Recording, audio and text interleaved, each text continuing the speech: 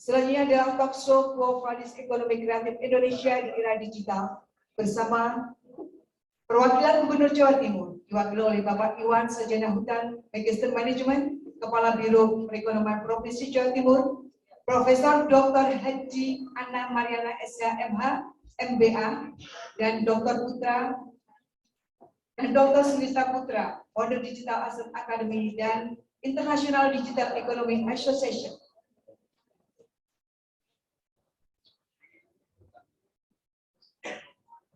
Apa kabar Surabaya? Apa kabar Surabaya? Untuk Surabaya yang sehat dan luar biasa. Assalamualaikum warahmatullahi wabarakatuh. Salam sejahtera, Shalom, Om Swastiastu, Namo Buddhaya, Salam Kebajikan. Selamat berjumpa kembali dengan ID Checks di Indonesia Creative Economy Expo East Java. Dan Bapak Ibu, kita hari ini ada talk show dan kita ingin bincang-bincang dengan para tokoh yang luar biasa tentang perekonomian kreatif, ya, ekonomi kreatif, terutama di Jawa Timur ini di era digital. Dan telah hadir di tengah kita Bapak Iwan Eshut MM, mewakili Gubernur Jawa Timur, serta Profesor Anna Maria. Jadi Bapak Ibu, tadi telah dengarkan sambutan dari Bapak Iwan, dan Bapak Ibu saya mau perkenalkan, Prof. Maria ini adalah tokoh yang berani bertanya sama PBB, ya, berani bertanya sama UNESCO, kenapa PBB mengakui Songket itu punya Malaysia, betul gitu, ya, dijawab ya Prof ya sama PBB ya, dan PBB menjawab atau UNESCO menjawab bahwa ya karena Malaysia punya dasar hukumnya yaitu pemerintah Malaysia membuat keputusan pemerintah bahwa Songket ini adalah milik Malaysia. Indonesia kami tahu sering ngomong bahwa ini punya Indonesia, tapi mana dasar hukumnya? Oh, ternyata begitu Bapak Ibu. Jadi perlu nggak menurut Bapak Ibu, tradisi Indonesia ini, warisan nenek moyang ribuan tahun yang luar biasa, dilindungi oleh pemerintah kita sendiri? Perlu? Ya. Nah, untuk itu bagaimana cara melindunginya? Prof. Anna ini sudah merintis, ya.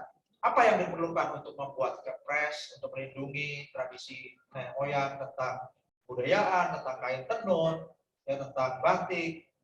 Dan nanti Prof akan cerita detailnya, tapi kita akan dengarkan dulu karena dari tuan rumah acara hari ini, yaitu dari yang punya Jawa Timur. Yang punya Jawa Timur siapa nih? Ya, Jawa Timur punya kita semua, setuju? Oke, Jawa Timur punya Indonesia. Tangan, apa kabar Surabaya? Terima kasih, Pak Iwan.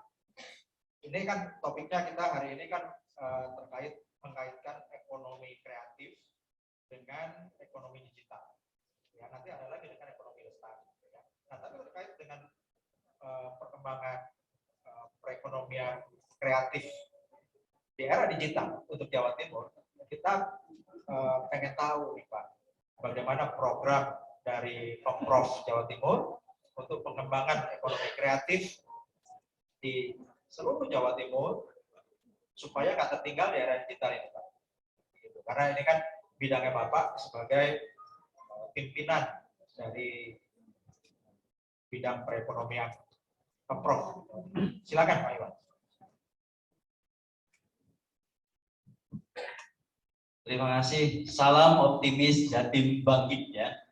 Jadi kita optimis untuk bangkit melewati pandemi tahun 2020-2021 ya.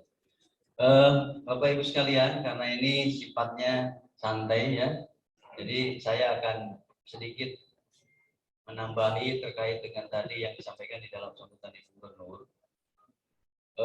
Yang pertama, tentunya kami dari Biro Perekonomian dari sisi kebijakan akan menjaga terkait dengan bagaimana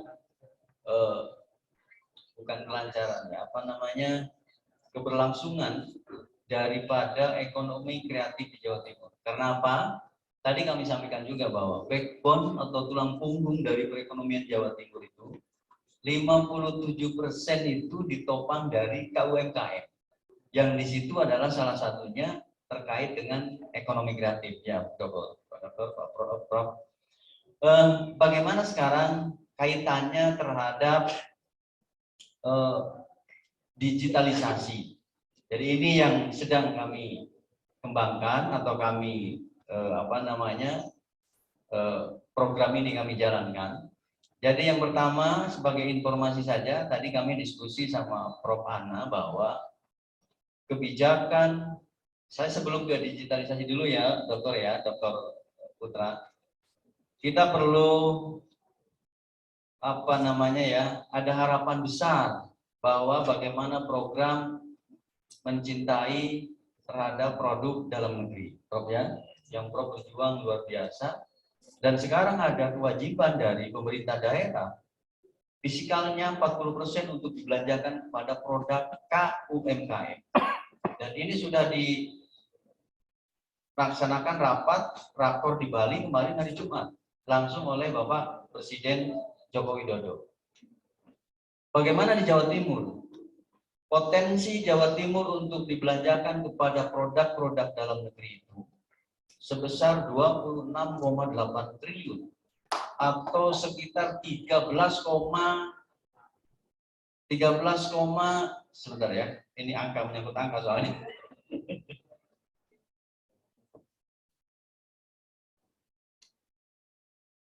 Sekitar 13,18% bisa menyumbang terhadap perekonomian nasional. Tadi ada potensi belanja fiskal pemerintah daerah, baik itu provinsi dan kabupaten kota itu sebesar 26,8 triliun di tahun 2022. Dan itu harus dibelanjakan kepada produk-produk dalam negeri yang salah satunya KUMKM. Ini terkait dengan perekonomian di Jawa Timur, bahwa KUMKM ini sangat, produk dalam negeri itu tentunya sangat mendukung, dan bagaimana kita siap untuk menghadirkan, bagaimana bisa dibeli oleh anggaran pemerintah. Terkait dengan digitalisasi, Jawa Timur sebetulnya Pak Dr. Putra, sudah ada beberapa program yang telah dicanangkan oleh Ibu Gubernur. Kami bacakan saja. Yang pertama,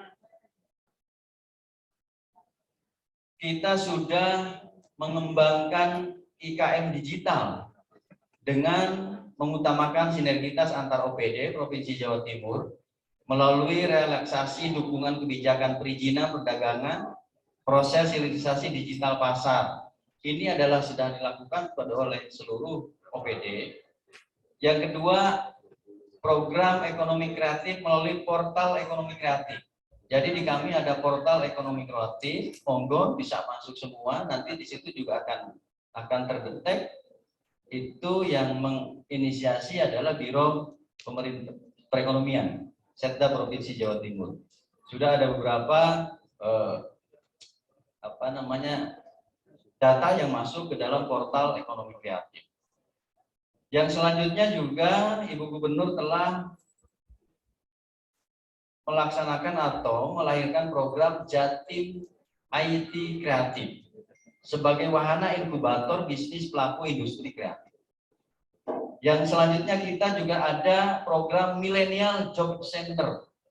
Millennial Job Center ini terdiri dari bakat-bakat talenta-talenta anak muda yang dikumpulkan oleh kita di 5 Bakorwil, dan mereka sudah ribuan proyek yang dilakukan dan juga sudah bekerja sama dengan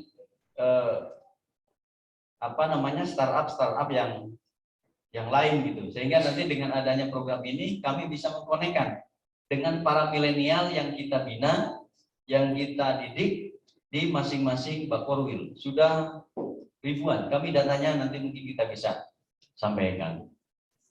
Terus yang selanjutnya juga bagaimana pelatihan kerja intensif kita wajibkan di dalam balai-balai latihan kerja di OPD kita. Terus ada juga SMA double track. Ini SMK yang terus kita dorong bagaimana digitalisasi di SMK, dan ini menjadi perhatian juga dari Ibu Gubernur. Yang selanjutnya Bapak Ibu mungkin mengenal OPOP. One Product, One Pesantren. Ini adalah sudah digitalisasi produk pemasaran dari pesantren. Dan di Jawa Timur juga ada namanya digitalisasi terkait dengan Jatim Bejo.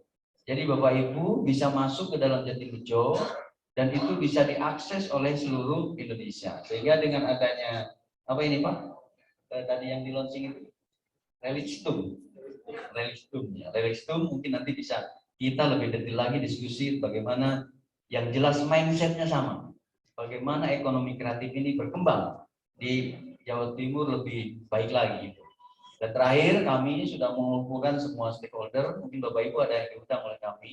Kami dalam waktu dekat akan melahirkan salah satu pergub bagaimana untuk melindungi para pelaku ekonomi kreatif di Jawa Timur, dan ini masih dalam proses. Sudah beberapa kali kita diskusi, memanggil pakar, mendengarkan pakar dan masukan dari para pelaku, sehingga pelaku ekonomi kreatif di Jawa Timur akan semakin berkembang dan maju.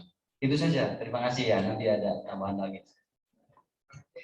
Tepuk tangan untuk Pak yang luar biasa. Jadi Jawa Timur sudah siap sekali Pak dengan program-program untuk.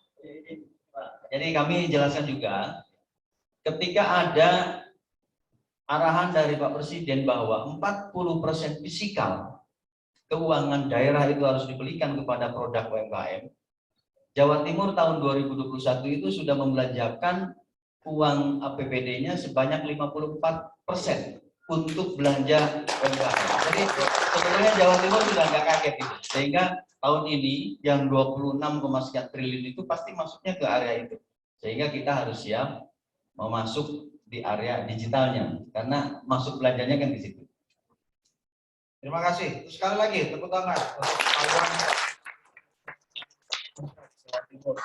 Terima kasih, luar biasa sekali Pak. Kami kagum dengan program-program Pemprov Jawa Timur yang sudah sangat siap dan aspiratif sekali ya Pak ya, untuk lihat aspirasi masyarakat, perkembangan produktivitasnya gimana, juga bahkan belanja APBD-nya 54% ya Pak ya, 54% dibelanjakan ke UKM Bapak Ibu.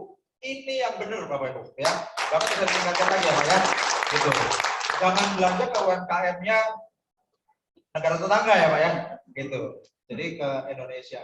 Nah, jadi terkait dengan hal itu, kalau dari Pak Iwan ini dari sisi pemerintah provinsi, nah ini ada pembinanya nih. Kalau tadi kan 54% APBD dibelanjakan ke UMKM. Sekarang mau belanja, mau ditingkatkan lagi, kita maunya tingkatkan ya Pak ya, 60%, 70% belanjanya ke UMKM. Kualitasnya gimana? Gitu kan? Nah, untuk pembinaan kualitas ini, ada ahlinya sudah hadir tengah-tengah kita Bapak Ibu. Siapa? Prof. Ana Maria. Prof bisa cerita lebih detail gimana Prof yang sudah dilakukan pembinaan. Karena gini Bapak Ibu, Prof. Ana Maria ini bukan pembina UMKM Jawa Timur, tapi Prof. Ana Maria ini adalah pembina pelestarian budaya Indonesia ya. Kalau mitra kami pendiri Kata Hati Institute yaitu Bapak Eves Tano adalah pionir untuk ekonomi lestari. Tapi kalau Prof. Ana Maria ini adalah pembina pelestarian budaya ya.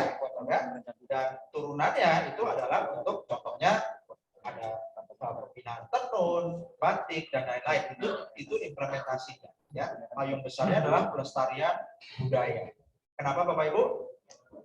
Mungkin di era sebelumnya ya banyak yang nggak menyadari bahwa budaya ini selalu disebut ada kementeriannya, tapi kita nggak tahu ini nomor berapa prioritasnya. Karena mungkin sulit diukur budaya ini menghasilkan uangnya berapa gitu ya. Karena kan apa-apa diukur pakai uang. Kalau namanya ekonomi itu kan angka, betul Bapak Ibu? Ya. Nah, karena itu perlu ahli. Karena itu harus ada ilmunya. Ekonomi ada ilmunya, dan untuk mengukur aspek ekonomi dari budaya itu perlu ilmu yang spesial, betul nggak? Ya, dan itu nggak banyak ya Bapak ya, ngerti ya, gitu. Sehingga karena kalau nggak ngerti, maka kita punya aset yang luar biasa, jadi nggak pernah terukur, sehingga nggak pernah diangkat potensinya Bapak Ibu. Paham Bapak Ibu ya? Nah, ketika ada ahli yang bisa mengukur budaya ini, nilainya itu sekian, kalau nggak sadar diambil orang lain. Kenapa bangsa lain ngambil warisan budaya kita? Karena mereka bisa bikin menjadi bernilai ekonomi yang tinggi. Ya. Nah, jadi Bapak Ibu, hari ini Bapak Ibu, mari perhatiannya semua ke Pak Bu, ya. Jadi Bapak Ibu supaya memberi manfaat yang besar, karena apa yang Bapak Ibu dapatkan dari acara ini, dari panggung ini, Bapak Ibu akan siarkan. Ya, kita metodenya ini apa-apa siar, Bapak Ibu. Kita dapat ilmu, kita siarkan, sehingga inilah program untuk mencerdaskan kehidupan bangsa di era digital. Monggo Prof. Maria, bagaimana langkah-langkah yang Prof sudah lakukan untuk menyadarkan ya masyarakat Indonesia, juga pemerintah Indonesia, bahwa budaya ini ada nilai ekonomi yang tinggi, sehingga perlu dilindungi, perlu sama pemerintah ini diakui, dibuat dasar hukumnya, dan langkah-langkah pembinaan Prof. Ya, Prof ini pembina untuk tenun dan batik ini di 34 provinsi, Bapak Ibu. Ya, satu-satunya pembina yang paling lengkap. Monggo, silakan, Pak. Terima kasih Pak Dokter Putra. Mungkin ini saya presentasi dulu atau konferensi sebentar. Oke. Assalamualaikum warahmatullahi wabarakatuh. Om Swastiastu, Namo Buddhaya, salam kebajikan dan salam sejahtera, tentunya juga salam sehat, salam cinta budaya Indonesia. Kami juga punya moto, bersama UKM kita bisa, Indonesia Jaya. Bahwa kita lanjut saja langsung ya Pak, menyingkat waktu, mohon izin Pak mewakili Pak Iwan ya, Pak Iwan yang mewakili Gubernur, salam hormat saya, kebetulan juga sahabat dekat saya Ibu Kofifa yang tidak bisa hadir ya sayang hari ini, tapi tidak mengurangi rasa hormat bahwa kita semua di sini bersama-sama bergandengan tangan bersama event ini. Kita harapkan semua UKM bangkit ya, kita lupakan COVID, kita sekarang harus maju. Kita rasakan tidak akan ada habisnya karena virus itu selalu ada dalam kehidupan kita, betul? Jadi sekarang tetap kita semua sudah menjaga prokes dengan baik dan tentunya sudah mengikuti vaksin semuanya. Alhamdulillah saya juga hadir di sini sudah booster sehingga memberikan kenyamanan satu sama lain.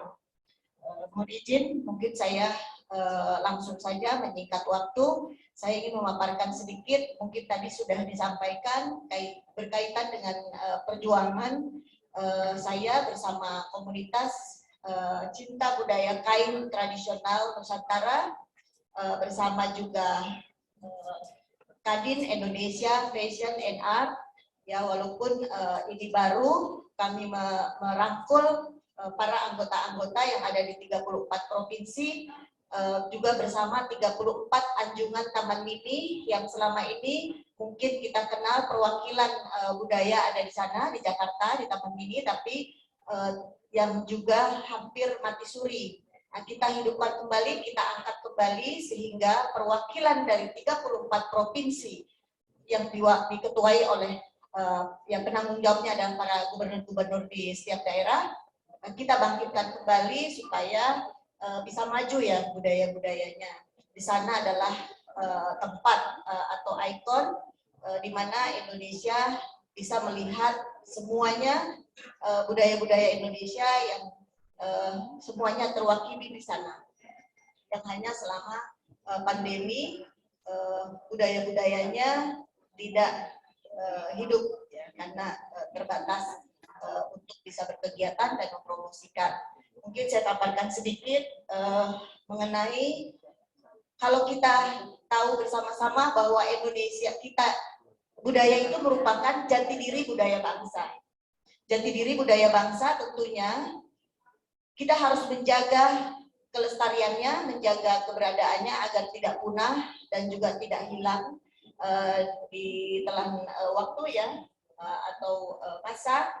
Kita bersama-sama punya semangat, punya kecintaan untuk menjaga warisan-warisan leluhur budaya bangsa kita yang sudah digaungkan dan dikenal oleh seantero jagat dunia, bukan hanya bicara internasional, karena kalau nasional, karena nasional ini adalah sebagai stakeholder, sebagai pemilik, ya kita pemilik. Tapi kalau kita bicara internasional mengakui bahwa kekayaan budaya Indonesia itu tanpa batas, ya tanpa batas. Masih oleh karena itu budaya yang sudah dikenal ini jangan sampai punah. Karena ketika budaya kita punah, maka tidak ada lagi jati diri budaya bangsa bergaung di tanah internasional ataupun di bumi pertiwi kita ini yang kita cintai. Jadi yang saya lihat pada kegiatan pagi ini atau hari ini, semua begitu luar biasa menggunakan budaya-budaya adat, budaya-budaya bangsa ya, dari setiap daerah-daerah. Ini juga mencerminkan bahwa inilah kekayaan budaya kita, inilah ketahanan sandang tradisional kita yang memang harus kita angkat ya, harus kita terus perkenalkan pada masyarakat, terutama juga generasi milenial. Generasi milenial kalau tidak kita memberikan contoh ya, kita yang mungkin termasuk saya sudah kolonial ini, kalau tidak selalu memberikan contoh pada generasi muda, maka tidak akan mengenal ya, karena kita bersaing saat sekarang ini yang juga prihatin masuknya maraknya budaya-budaya ciri khas bangsa lain yang akan terus masuk, membesar, meluas di negeri ini. Kita tidak boleh tenggelam oleh karena maraknya budaya-budaya luar yang masuk ke Indonesia. Kita harus tetap konsisten mengangkat budaya-budaya kita yang begitu bagus, yang begitu indah, etnik, yang tidak dimiliki kebanyakan oleh bangsa-bangsa lain. Dan ini bangsa-bangsa lain itu sungguh sangat memperhatikan, Pak. Memperhatikan sekali bahwasanya kalau pengalaman kami setiap tahun itu diundang oleh kedutaan besar, juga bersama dengan Kadin, membantu dalam hal pemasaran, minimal 7 negara yang saya amati dan saya perhatikan, tidak ada lain yang mereka apresiasi pada kita kecuali budaya. Budaya bangsa kita, UKM kita yang memang sungguh luar biasa sebetulnya. Hanya saja kita perlu mempelajari bagaimana bisa dikenal di internasional yang mengikuti standarisasi internasional. Jika kita produk-produk ini bisa mau go internasional, mungkin kalau sekarang alhamdulillah sudah ada platform digital. Nah ini juga sebagai alat yang memudahkan para UKM untuk bisa dikenal tidak hanya di nasional tapi juga di internasional. Pemasaran, dalam hal pemasaran dan promosi. Kalau dulu kita belum ada digital, kita agak berat mempromosikan, memasarkan produk-produk Indonesia di kancah internasional karena harus manual. Kita harus datang dengan biaya yang besar, dengan perjuangan yang berat, ya harus berangkat ke negara satu ke negara lain untuk mempromosikan, mengenalkan budaya-budaya bangsa kita. Tapi saat ini dengan platform digital seperti ini, kita sudah cukup terbantu, ya tertolong sekali UKM-UKM kita. Kita bisa maju lebih kuat dan tinggal satu, pembinaan di setiap daerah terhadap UKM-UKM ini harus concern. Tidak hanya dari hilirnya saja, tapi harus dari hulu hingga hilir. Sehingga kalau sudah bagus standarisasinya, untuk ke internasional itu, sertifikasinya juga harus kita perhatikan. Karena standarisasi internasional adalah sertifikasi, tidak hanya kualitas produk. Kualitas produk itu sudah pasti ya Pak, sudah pasti itu sudah tentu bahwa standarisasinya kita sudah mungkin sudah mendapat pelajaran atau materi-materi yang diberikan dari pemerintah daerah masing-masing di kepala-kepala dinas. Biasanya rutin saya lihat untuk mempromosikan, mengajarkan pada UKM-UKM yang berkembang di setiap daerahnya masing-masing. Hanya standarisasi, sertifikasi yang ini belum terwakili. Kebanyakan di setiap daerah, karena ini mahal ya, kaitan dengan standarisasi itu ada biayanya. Nah, mungkin kalau difasilitasi oleh pemerintah daerah, UMKM kita atau UKM kita akan bisa go internasional secara lebih luas. apa yang menjadi kendala, solusinya berharap karena Bapak Iwan ada di sini mewakili Ibu Gubernur supaya mudah-mudahan apa yang menjadi solusi bagi UKM adalah bagaimana bisa membuat atau ada yang memayungi dalam hal sertifikasi.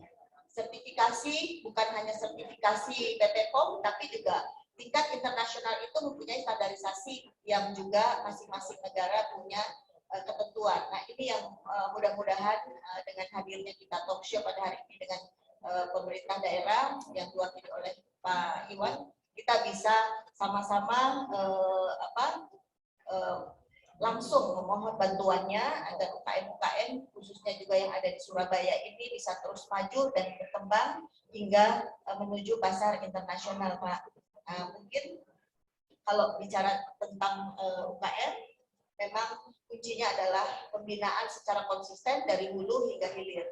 Ya, mulai dari pembinaan, mulai dari pendampingan, packaging sampai dengan pemasaran. Kalau putus hanya di pembinaan saja, pemasarannya tidak berjalan, maka juga akan sia-sia. Dan itu yang saya maksud dari hulu hingga hilir, sehingga semuanya bisa selaras maju bersama. Di sini saya lihat sudah ada dari hulu hingga hilir. Kenapa? Sudah ada Pak Putra. Beliau adalah pakar dalam bidang IT, dalam bidang platform digital. Ada Bapak Iwan, ya walaupun baru bertemu pada hari ini, wajah saya juga tidak asing di Surabaya ini karena setiap tahun saya selalu melaksanakan sebelum pandemi IBT Expo. Ya, mungkin sudah ada yang tahu, mungkin dengan Ibu Gubernur dan Pak Gubernur sebelumnya kami melaksanakan IBT Expo. Itu juga kelemahan kami waktu itu belum hadir Pak Putra. Karena insya Allah sudah hadir Pak Putra, untuk Surabaya ya, semangat. Nah, mungkin sedikit saya paparkan mengenai spesifikasi saya tadi sudah disampaikan oleh Pak Putra bahwasanya saya memperjuangkan siap, nanti kita lanjutkan. Oke, siap. Nampaknya ada si Komo lewat, jadi kita kebetulan beliau ingin mendahului kita. Acara ada pemberian plakat ya, nanti dilanjutkan oleh Pak Putra. Kita akan sambung setelah ini, Bu. Bapak, ya, siap. Apa kabar Surabaya? Apa kabar Surabaya? Bapak Ibu, jadi dalam waktu singkat sudah belajar 24 SKS ya tentang budaya Indonesia dan juga ekonomi kreatif dari 12 SKS dari Prof. Ana, 12 SKS dari Pak Iwan ya. Nah itu makanya Bapak Ibu kalau belajar sama Digital Asset Academy itu, Anda belajar ilmu yang nggak ada di kuliah, ya itu ilmu baru, update yang terkini. Baik Bapak Ibu, silakan panitia dibantu untuk platformnya.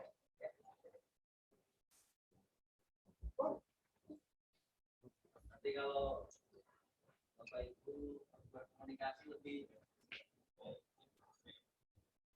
untuk komunikasi lebih panjang dan lebar, kita di belakang panggung Pak Enak Jaya. Jadi monggo nomor saya 081 232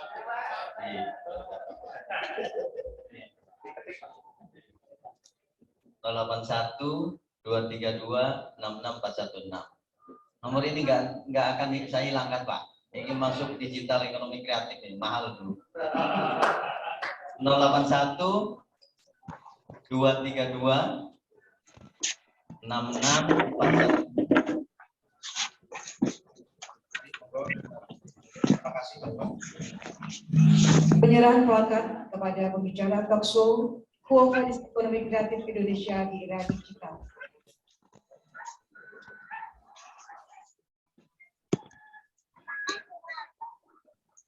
Dari Ketua Umum ID Check Art Java, Miss Java 2022, Bapak Frans Limbong, disilakan kepada Bapak Iwan Sarjana Hutan Magister Manajemen, Kepala Biro Perjalanan Provinsi Jawa Timur.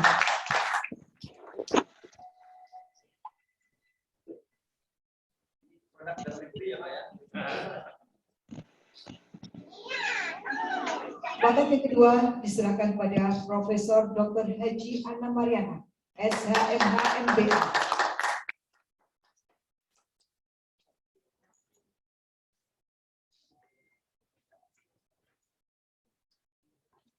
Dan plakat yang ketiga diserahkan kepada Dr. Sulista Putra, Sarjana Teknik Magister Art, Organisasi Aset Akademik dan Internasional Digital Economy Association.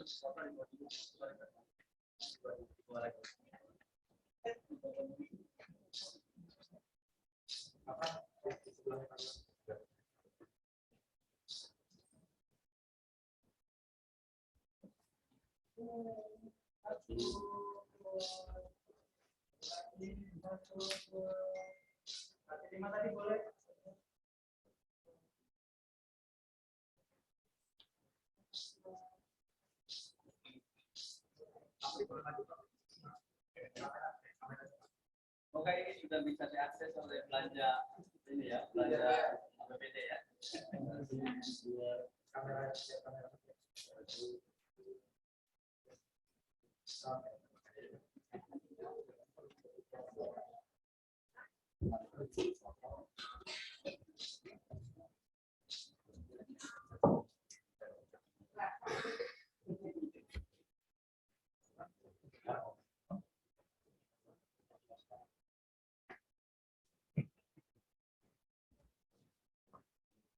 Bapak Ibu, tepuk tangan untuk Pak Iwan. Tugas berikutnya. Terima kasih untuk pelajaran 12 SKS Pak Iwan.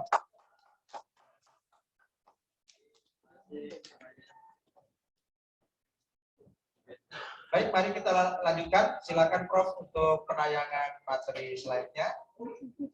Terima kasih banyak Bapak Iwan yang akan terus memajukan ekonomi kreatif Jawa Timur melalui program-program pemerintah Provinsi Jawa Timur. Dan sekarang Bapak Ibu kita akan mendapatkan pemaparan lebih lanjut tentang program kerja dari Prof. Ana Maria.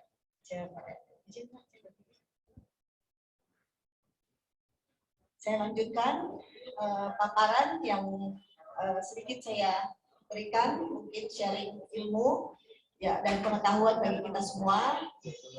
Ini merupakan perjuangan kita semua untuk mendukung Hari Tenun Songket Nasional 7 September yang saya inisiasikan. Nah, inilah dasar-dasar kenapa kita mengusulkan dan perlunya perlindungan terhadap hak cipta milik warisan budaya milik bangsa ini. Mungkin saya sampaikan di sini adalah slide. Mungkin ada yang sudah paham di sini adalah kain geringsing. Mungkin di sini ada yang dari Bali. Ya, ini adalah salah satu kain geringsing. Bahwa kain geringsing itu adalah kain yang tertua di dunia, bukan bicara di Indonesia ya. Kain geringsing ini ada di Pulau Bali. Ya, geringsing tertua bicara di dunia yang satu-satunya sudah diklaim secara otomatis oleh UNESCO tanpa kita minta. Nah, itu dikuatkan lagi oleh pemerintah daerah, menguatkan bahwa melaporkan kepada UNESCO bahwa itu warisan budaya benda milik leluhur bangsa budaya kita yang sudah ada sejak 800 tahun yang lalu. Jadi ini kebanggaan Indonesia salah satunya, dan ini insya Allah akan menjadi menjadi cenderamata pada G20 pada presiden-presiden yang akan hadir di acara G20. Tepuk tangan untuk hari ini. Ini kain tenun songket budaya tradisi warisan leluhur bangsa Indonesia sebagai benteng ketahanan sandang tradisional dan merupakan jati diri budaya bangsa serta popularitasnya dan prospektif di pasar dunia. Tenun merupakan harta tak benda yang penting dan pentingnya sosok pelindung sebagai ujung tombak agar tenun songket Indonesia menjadi kebanggaan bagi bangsa Indonesia. Ini yang tadi saya sampaikan, pentingnya sosok pelindung. Jadi sudah terbukti karena tidak dilindungi maka negara tetangga sebelah mengambil. Ya, ini karena kita lengah, karena kita lalai dalam hal perlindungan terhadap hukum, hak cipta. Jadi kita mengeklaim bahwasanya memang warisan budaya leluhur seperti yang 600-800 tahun lalu sudah ada, contohnya kain geringsing. Tapi kita lupa bahwasanya ini milik warisan budaya leluhur kita, tapi hanya cukup sampai pada klaim saja. Tapi kita ini negara hukum, dan internasional mengakui bahwasanya tidak hanya cukup dalam hal mengklaim saja, tapi secara legitimasi negara, administrasi negara harus mengakui. Jadi tidak automatically kita berharap pada UNESCO bahwa ini warisan-warisan budaya bangsa kita, yang luar negeri juga udah tahu. Tidak hanya sekedar itu, tapi kita bicara negara hukum, segala sesuatunya harus berdasarkan hukum. Apa itu dasar hukumnya? Kepres. Jadi presidennya harus aware, pemerintah harus aware terhadap ini. Ya, solusinya adalah perlindungan secara hukum, secara administrasi negara, yaitu Kepres. Ya, jadi apabila ada warisan-warisan budaya, seperti contohnya salah satu ini adalah tenun-tenun dan songket, juga mungkin warisan budaya lain yang belum terselamatkan, belum terlindungi secara aspek administrasi negara, kita sama-sama majukan, kita sama-sama angkat ya, kita sama-sama jangan lagi kecolongan ya. Kita semua seperti wayang, alhamdulillah sudah aman, seperti juga batik sudah aman lebih dulu, dan juga ada budaya rempah nasional yang juga baru saya inisiasi, alhamdulillah sudah lahir Kepmen dan sekarang juga diajukan Kepres, itu Hari Rempah Nasional. Ini juga warisan budaya bangsa yang dikenal di dunia ya. Salah satunya juga peran tenun dan songket dalam perekonomian masyarakat dan prospektif di pasar dunia. Pada indeks, kita bicara indeks perdagangan 2017, budaya tenun, songket, tekstil tradisional dan juga batik peringkat pertama. Ya, peringkat pertama nomor 1 nilai ekspornya terbesar di luar non migas. Tekstil tradisional Indonesia, tenun, songket, batik yang tradisional yaitu bukan yang tekstil. Nah ini sudah peringkat pertama 2017, bisa lihat di Google. Ya itu juga ada infonya bahwasanya ini yang harus kita pertahankan, jangan sampai turun, harusnya meningkat, lebih meningkat, dan paling tidak harus kita pertahankan. Nomor 1 ekspor non migas adalah tekstil tradisional kita, maka ini juga yang tidak boleh lengah dan harus kita aware dan harus kita ketahui, ya. Dan sekarang juga peranan media online, media sosial. Nah, ini juga tidak terlepas dari peranan platform digital yang sudah dirintis oleh Pak Putra dan juga pada kegiatan hari ini ya Pak, di launching atau dikenalkan. Ini juga merupakan peran penting untuk mempromosikan, memasarkan produk-produk tradisional kita, ya UKM kita. Yang saya bicarakan di sini salah satunya adalah budaya wastra tradisional tenun dan songket Indonesia yang ada di 34 provinsi. Semua ada, yang tradisional ini masih hidup, masih berkembang, dan masih terus kita dorong kelestarian budayanya. Mungkin ya. Tenun dan songket sebagai salah satu benteng ketahanan sandang tradisional. Benteng merupakan jati diri. Benteng ketahanan sandang ini merupakan jati diri budaya bangsa. Jika tidak dilindungi, mustahil akan terus kokoh benteng ini, berdiri tegak. Nah, karena di sini semua saya lihat adalah pecinta budaya, ya, pecinta budaya semuanya, insya Allah berangkat dari sini budaya kita akan terus lebih berkembang dan lebih maju, ya, lebih maju. Nah, ini yang tadi saya katakan bahwa luar negeri sangat mengapresiasi budaya bangsa kita, budaya wasra kita khususnya. Kalau kita fashion show ke luar negeri, kita sudah menggunakan, mempromosikan semua desain-desainnya yang menggunakan kearifan lokal, tenun dan songket khas daerahnya masing-masing. Sehingga ini yang mampu mendobrak pasar internasional dalam industri, salah satunya adalah fashion. Ya, ini yang mampu mengalahkan tekstil-tekstil di tradisional kita, mampu mengalahkan tekstil luar negeri. Karena apa? Mereka sudah tidak mengembangkan budaya tradisional seperti kita, warisan leluhur kita yang masih dipertahankan, namun di luar sudah meninggalkan tradisional itu dan bahkan tidak mampu lagi karena sudah berkembangnya teknologi mesin. Ya, mereka memang dikenal mesin ya, teknologi. Tapi Indonesia tidak dikenal dengan teknologi. Indonesia memiliki kekayaan budaya yaitu yang tradisional. Ini yang mampu melawan kekuatan luar negeri dalam hal teknologi. Tenun dan songket salah satu warisan bangsa yang tak ternilai, tak benda. Satu, sebagai pusaka, sebagai warisan leluhur, sebagai jati diri bangsa, sebagai komoditas. Kita kupas yang mungkin nextnya. Satu, sebagai pusaka. Ya, tenun dan songket lahir di bumi pertiwi ini di masa era kerajaan dan kesultanan. Ya, pada saat itu pakaian adat, pakaian sehari-hari yang digunakan oleh para raja dan sultan kita pada masa itu adalah tenun dan songket tradisional yang dibuat oleh para empunya, atau kalau sekarang bahasa kerennya adalah desainer. Ya, itu masih dikembangkan sampai sekarang. Sehingga yang ratusan tahun itu, yang ada di salah satunya adalah di Grinsi yang tertua, ada disimpan di sana, masih rapi sampai saat ini, masih ada yang 600 tahun, 500 tahun masih tersimpan di sana dengan rapi, dan juga di kerajaan Karangasem. Kalau kita bicara Grinsi yang tertua di dunia dan di Indonesia, di Nusantara. Nah, juga yang daerah-daerah lain seperti di luar daripada Bali, keraton-keraton masih menyimpan benda-benda pusaka berupa tenun dan songket. Yang terakhir 2019, karena kebetulan saya juga sebagai salah satu ketua Dewan Keraton Nusantara, saya menggerakkan, mengangkat, mendorong untuk bisa dikeluarkannya pusaka-pusaka tenun dan songket pusaka untuk dipamerkan, diperlihatkan bahwa inilah sejarah budaya bangsa kita yang lahir, warisan-warisan leluhur kita yang ada, yang masih tersimpan ratusan tahun ya, yang sebagai saya bilang warisan dan pusaka warisan leluhur. Ya, dan juga tenun dan songket itu dibuatnya yang tradisional, apalagi yang double ikat jenisnya Grinsi itu tidak mudah dan tidak bisa cepat. Minimal 2-5 tahun, bahkan ada yang sampai 10 tahun dan 15 tahun.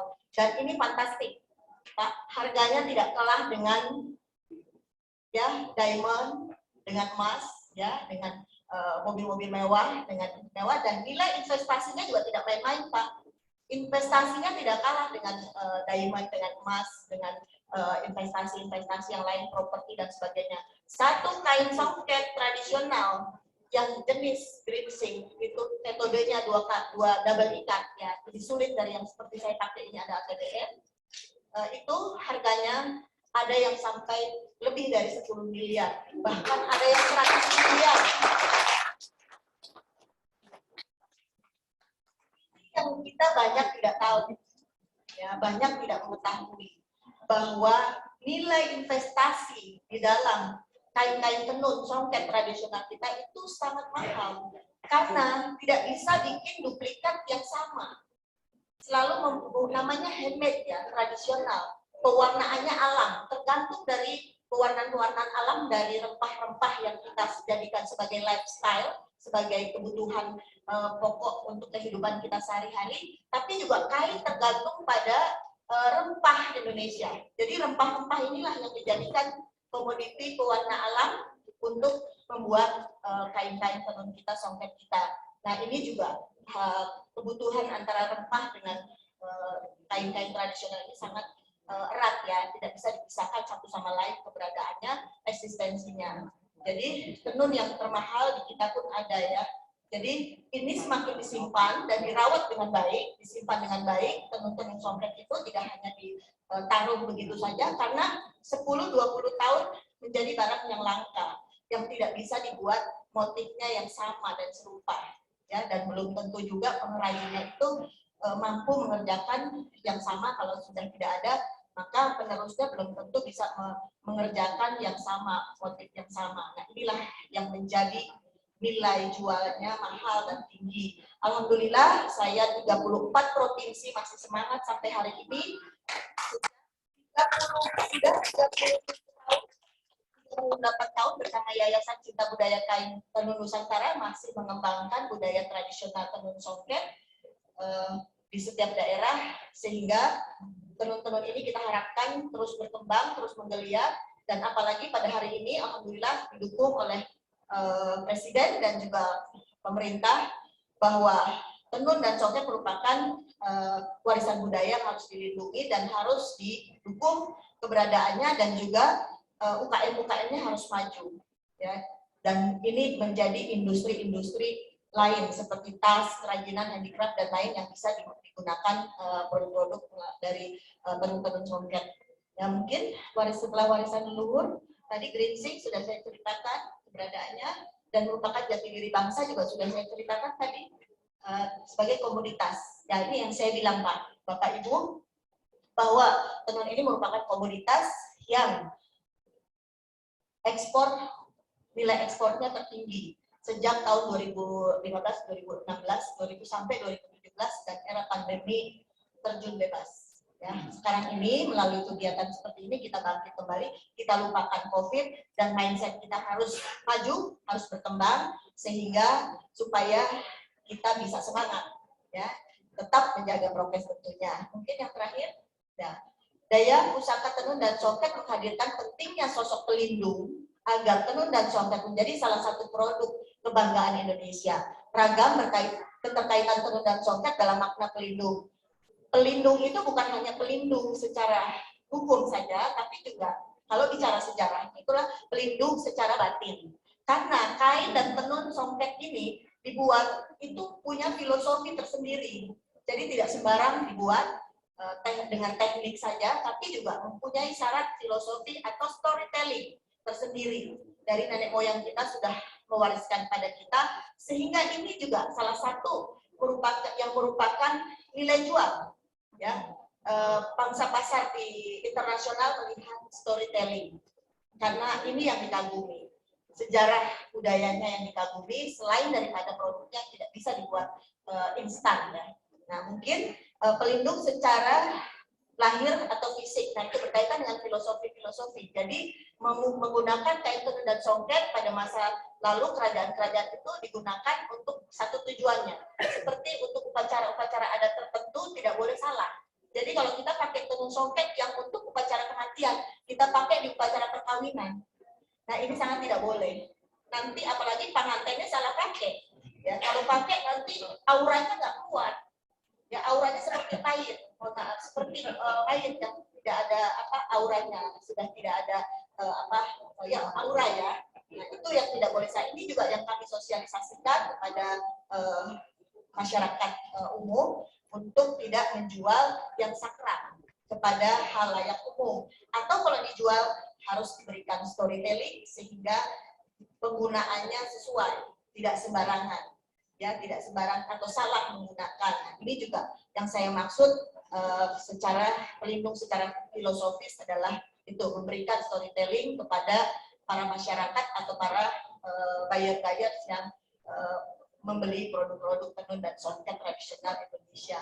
Pelindung berupa tatanan hukum tadi. Jika tidak dilindungi mulai dari pemerintah daerah, cipta, pengembang motif-motif di daerah tidak terlindungi, maka pengusaha mesin bisa mengadop, bisa menjiplak, bisa membuat, ya, karena tidak ada dasar-dasar hukum yang melindungi. Seperti lagu, kita memperbanyak lagu orang lain, kita meng-copyright, harus membayar royalti, dong.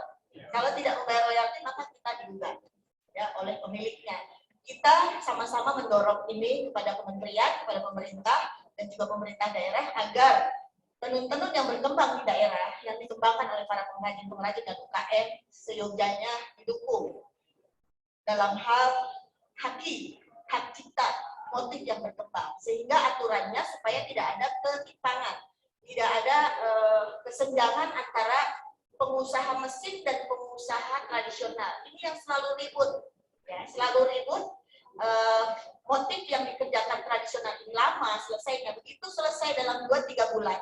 Maka begitu jadi satu lembar hanya 5 juta atau 10 juta, yang mengembangkan sudah jutaan biar di luar sana. Ya, ini yang harus kita aware dan harus kita jaga, kita lindungi. Karena kalau berharap pengrajin-pengrajin tradisional mengharapkan hak cipta, mengklaim sendiri ke Kumham, itu cukup lumayan mahal. Mungkin di sini ada ibu dari Kumham, sahabat saya, teman pengajian. Ya, ini Bu, untuk satu lembar kain menghak cipta membayar PNBP kalau tidak salah 1,6 juta. Ya, kalau diharapkan pengrajin untuk mendaftarkan motif yang sudah dikembangkan tentu tidak mungkin. Nah ini tadi mudah-mudahan pesan kita tersampaikan melalui kegiatan ini. Pak Putra nanti terus akan follow up kepada pemerintah daerah, khususnya di Surabaya dan juga di daerah lain. Dan satu lagi Pak, yang menjadi dasar kajian saya mengusulkan menginisiasi Hari Tenun dan Songket Nasional yang sudah kami buat rancangan naskahnya dari sejak tahun 2018, 2017 dan 2018 bersama kementerian terkait, yaitu Kementerian Dikbud, Kementerian PMK, DPR, Setnek, Kumham, dan juga Parekraf, selain juga Menteri Kebudayaan. Alhamdulillah naskah itu sudah selesai. Saya buat kajian yang mendasar secara akademis. Bapak Ibu ada yang tahu? Mungkin apa yang menjadi dasar dan landasan secara akademik urgensinya Hari Tenun 7 September? Kenapa? Tidak ada yang tahu? Oke, saya beritahu. Yang menjadi dasar kajian saya adalah sekolah tenun pertama kali didirikan oleh Dr. Sutomo. Di mana Pak? Di Surabaya Pak. Itu dasar kajian saya bersama kementerian yang juga sudah di-ACC oleh Bapak Presiden dan seluruh kementerian sudah ya semua mendukung karena dasar kajian ini ketika 1928 yang lalu sekolah tenun pertama kali didirikan mulai di daerah ini Pak, dari Surabaya oleh Dr. Sutomo, kemudian dikembangkan ke daerah-daerah lain. Itu secara akademik Pak, sekolah ya. Kalau bicara kita sejarah secara kerajaan, itu memang 600 tahun yang lalu. Tapi kita bicara, kalau mengajukan kepres tentunya secara akademik, kajian akademik, ya itu yang harus dipertanggungjawabkan. Maka saya memahami, dan kebetulan saya mengetahui, ada juga bukunya di Museum Kebangkitan Nasional di Jakarta, itu juga bisa menjadi rekomendasi kajian kami. Alhamdulillah saya berdiri di sini, mudah-mudahan ini menjadi kebanggaan bagi masyarakat juga daerah Surabaya bahwasanya Hari Tenun dan Songket pertama kali ternyata dari Surabaya. Ya, Surabaya Pak, luar biasa Surabaya. Pelindung dari tatanan hukum tadi. Kalau kita bicara aspek legalitas, ya tentu harus dari hulu hingga hilir. Jadi tidak bisa hanya kita mengandalkan komunitas saja. Komunitas, saya selaku mewakili komunitas tekstil tradisional Indonesia yang menginisiasi hari lahirnya tenun songket tradisional Indonesia nasional 7 September, yang nanti Bapak ingat-ingat, Bapak Ibu ingat-ingat semua, bahwa kita tidak hanya mempunyai hari batik, peringatan hari batik, ya, tapi Hari Tenun Songket Nasional 7 September kita rayakan bersama karena ini milik kita, warisan leluhur kita dan milik kita bersama, terutama Surabaya. Ingat-ingat ya. Kita semua sudah saya ceritakan. Mungkin yang terakhir kita lihat bahwasanya pelindung Bapak Jokowi kita mendukung bahwasanya 7 September sebagai apresiasi dari para pengrajin-pengrajin binaan dan yang tidak binaan yang ada di seluruh Indonesia itu berkeinginan ingin memberikan apresiasi kepada Bapak dan Ibu Presiden selaku Bapak dan Ibu Tenun Indonesia. Kita berharap karena di tangan beliau, di era beliau inilah pemerintah beliau, tenun dan songket punya legitimasi secara hukum dan kepresnya. Ya, kalau kita tahu pada batik dahulu, Bapak Batik adalah Bapak SBY dan Ibu SBY. Ya, sekarang kita punya tenun songket, Bapak pelindung kita adalah Bapak Presiden Joko Widodo. Setuju semuanya? Mendukung saya?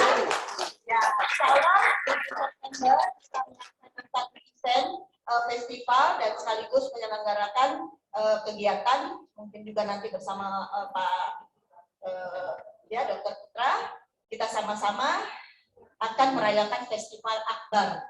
Tujuannya adalah kita memperkenalkan pada bangsa lain yang nanti kita akan undang UNESCO dan kita akan undang seluruh duta besar yang ada supaya melihat kekuatan budaya kita, khususnya tenun dan songket ini yang ada di 34 provinsi dengan seperti kita melaksanakan Jember Festival, tapi 34 provinsi, Pak, Ibu sekalian. Terima kasih.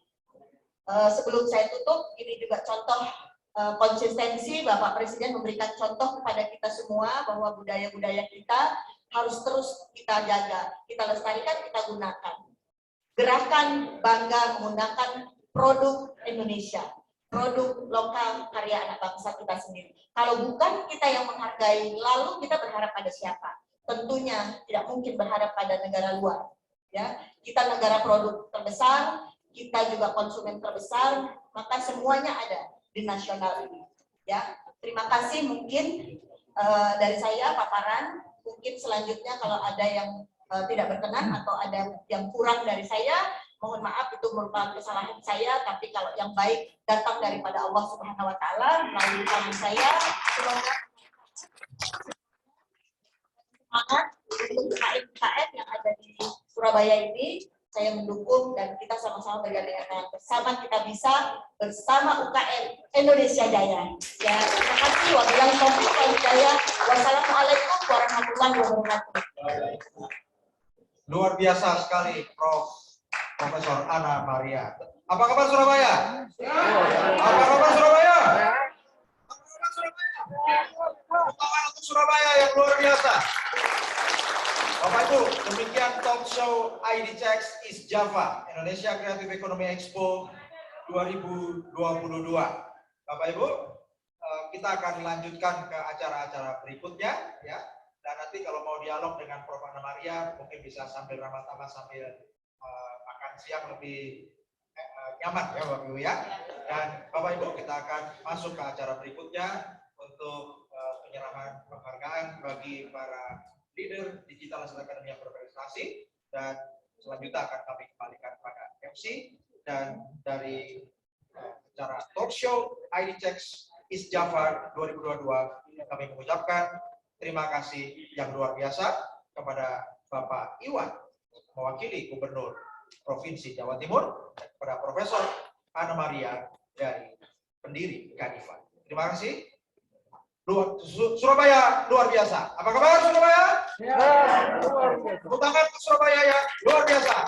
Assalamualaikum warahmatullahi wabarakatuh.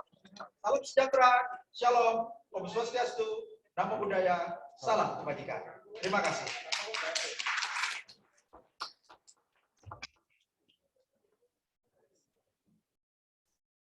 Sekali lagi kita berikan aplaus luar biasa untuk Dr. Indonesia Berkaya, Profesor Dr. Hajan Ana Maria.